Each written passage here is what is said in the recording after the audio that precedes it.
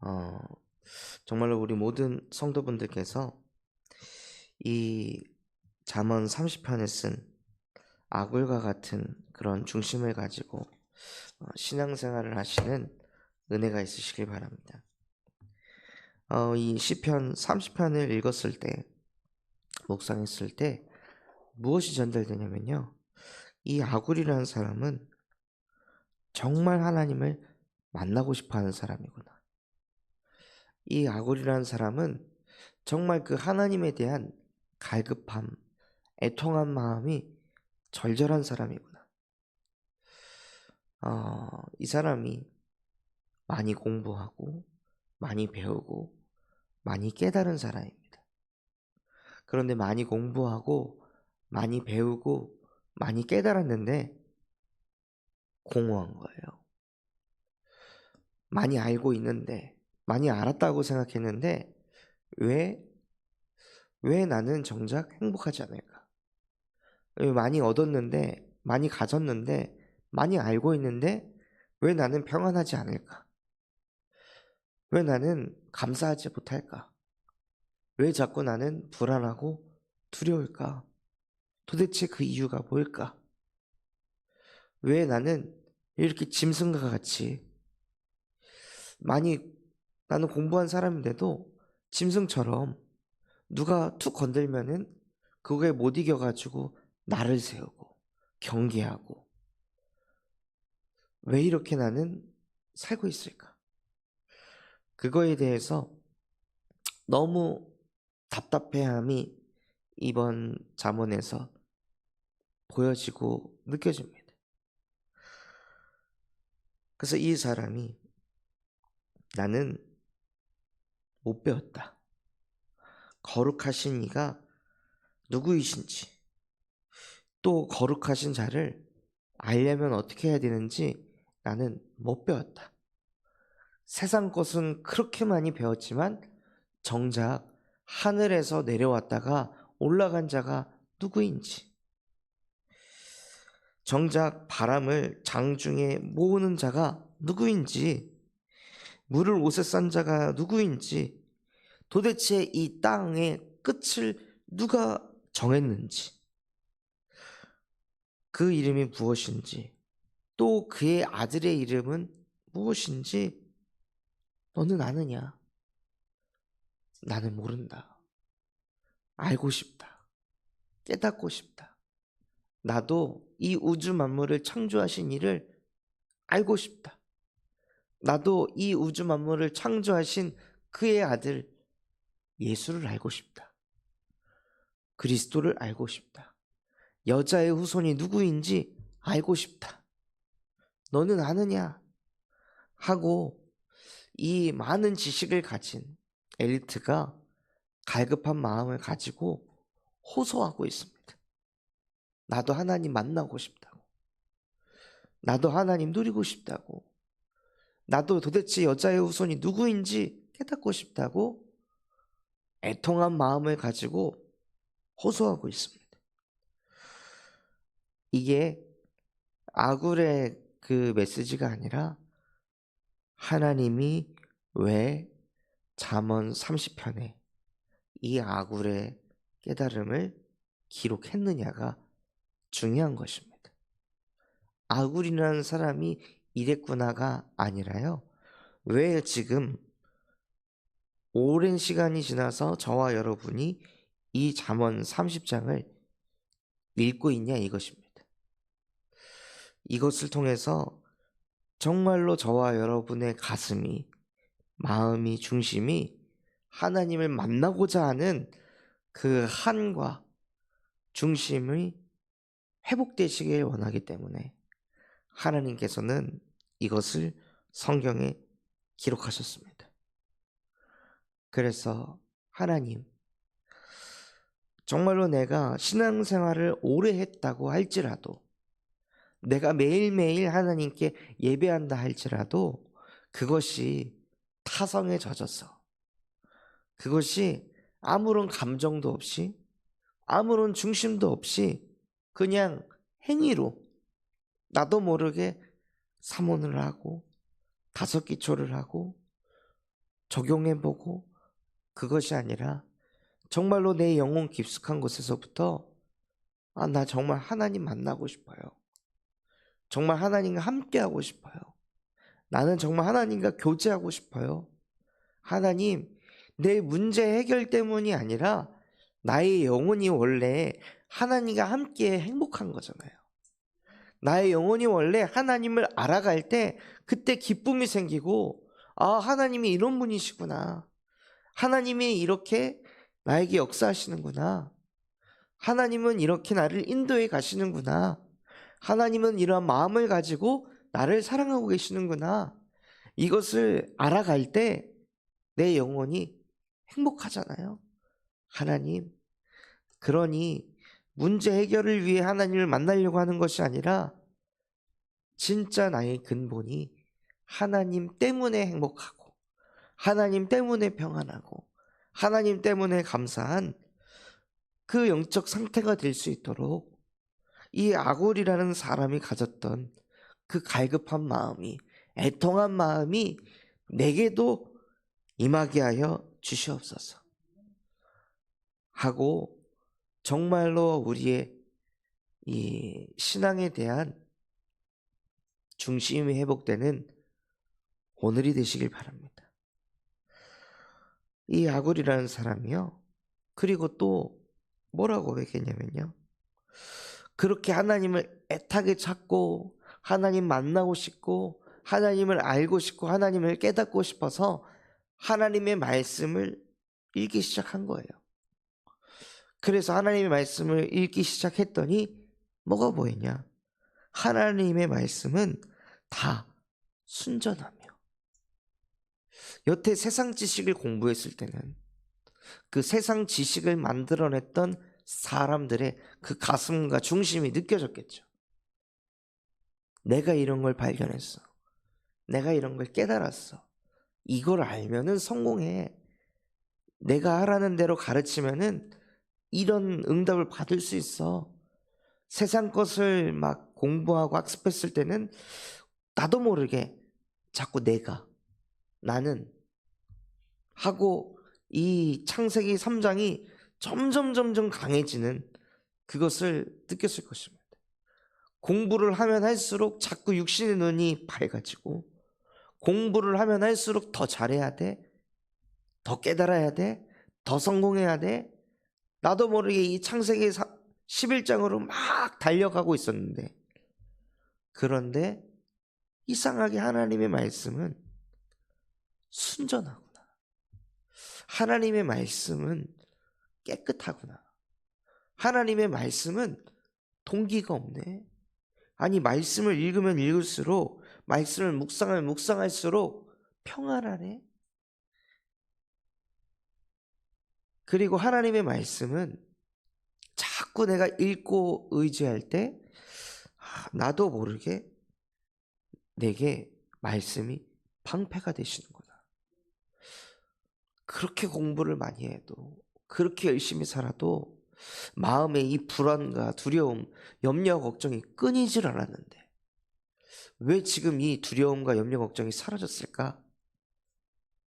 이 부분에서 이 아굴이라는 사람이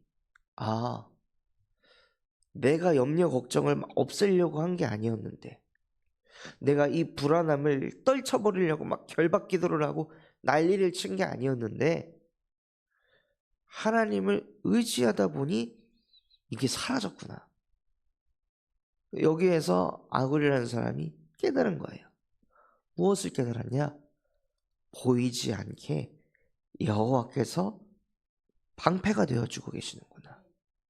나도 모르게 이때는 불신앙이 치고 들어와야 되는데, 나도 모르게 이때 저 사람을 판단하고 정죄해야 되는데, 여호와 하나님께서 방패가 되셔가지고 내 마음속에, 영혼 속에, 무의식 잠재의식 속에 이 흑암의 역사를 막고 계시는구나. 이것을 아굴이 깨달은 것입니다. 그러니까 무엇을 얘기하냐면요, 너는 그의 말씀에 더하지 말아라. 하나님의 말씀을 읽었으면 그냥 그대로 되는 것이다. 거기에 어떤 조건을 갖다 붙이고 어떤 너의 상태를 갖다 붙이지 말고 어떤 환경을 거기다가 끼워 넣지 말고 말씀을 말씀으로만 받아들여라. 만약에 저와 여러분이 하나님의 말씀에 더하지도 않고 그대로 믿어버리면 어떻게 될까요? 하나님께서 내가 내게 복을 주어 모든 족속의 복의 근원이 되게 할 것이다. 이것이 저와 여러분에게 그냥 믿어져 버리면 어떻게 되는 걸까요? 하늘과 땅의 모든 권세를 가진 나 그리스도가 세상 끝날 때까지 너와 항상 함께 할 것이다. 이것이 그냥 믿어져 버리면 어떻게 되는 걸까요? 진짜 가슴이 터지지 않을까요? 창조주가 나 같은 것과 함께 하신다니. 아니, 창조주이신 그 하나님이 그 아무 죄 없은 그 예수 그리스도께서 나 같은 인간을 위해 대신 십자가에 못 박혀 죽으셨다니. 그게 정말 믿어져 버리면 우리는 무엇을 느끼게 될까요? 무엇을 깨닫게 될까요? 진짜 우리의 문제가 무엇이냐면요, 자꾸 말씀에 뭘 자꾸 더한다는 거예요. 하나님의 말씀을 있는 그대로 못 받아들이고 거기에다가 자꾸 자기 생각을 더하는 거예요. 한 청년을 다락방을 하는데요, 정말 놀라운 게 같이 창세기 2장 17절 말씀을 읽고 선악과를 먹으면 네가 반드시 죽게 될 것이다. 성경을 읽었습니다. 같이. 그리고 창세기 3장을 쭉 읽어가면서 말씀을 이렇게 전하다가 질문을 했어요. 선악과를 먹으면 어떻게 되지? 하니까 선악과를 먹으면 죽을 수도 있어요. 하고 이렇게 답변을 하더라고요. 그래서 다시 성경을 넘겨봐라 하고 창세기 2장 17절을 읽었는데 그 친구가 충격을 받더라고요. 내가 왜 이렇게 말했지? 분명히 성경에서 반드시 죽는다라고 했는데 이 청년이 그 성경을 읽은 지 얼마 되지도 않았는데 죽을 수도 있습니다 라고 답을 했습니다. 우리도 모르게요, 이 정도로 무의식 잠재의식 속에 말씀에다가 뭘 자꾸 더한다는 거예요. 뭘 자꾸 끼워 맞춰가지고 말씀을 받아들인다는 거예요. 저도 제가 그 답변을 들으면서 제가 소름이 돋았습니다. 아, 그렇구나. 인간은 이렇구나. 그 청년만이 그런 게 아니라요, 우리도 모르게 하나님의 말씀을 들을 때 자꾸 뭘 더한다는 거예요. 자꾸 뭘 끼워 넣어가지고 그 말씀을 자꾸 왜곡시키고 말씀을 있는 그대로 믿질 못하니까 진짜 문제가 생기는 거죠. 여호와를 의지하면 그가 방패되신다. 아멘입니다. 믿으면 끝나는 건데 믿는다고 되나? 자꾸 뭘 더해요. 아니, 방패가 되시는데 왜 이런 문제가 생기지? 자꾸 뭘 더한다니까요. 자꾸 내 현실과 상황을 가지고 말씀을 쳐다보니까 말씀이 말씀되지 않는 것입니다. 하나님의 말씀은 그냥 있는 그대로 아멘하고 받아들이는 게 원래 인간이 해야 할 일입니다. 아니, 말이 안 되잖아요. 창조주께서 하신 말씀을 피조물인 인간이 거기다 토를 다는 게 어떻게 그게 말이 될까요? 카이스트의 그 박사 되는 교수님이 이 분야에서 정점에 있는 사람이 이것은 이런 것입니다라고 했을 때 고등학생 아이가 거기다가 아우 그거 아닌데요 하고 누가 토를 달죠? 토를 안 답니다. 그 분야에 저명한 사람이니까 그냥 믿습니다.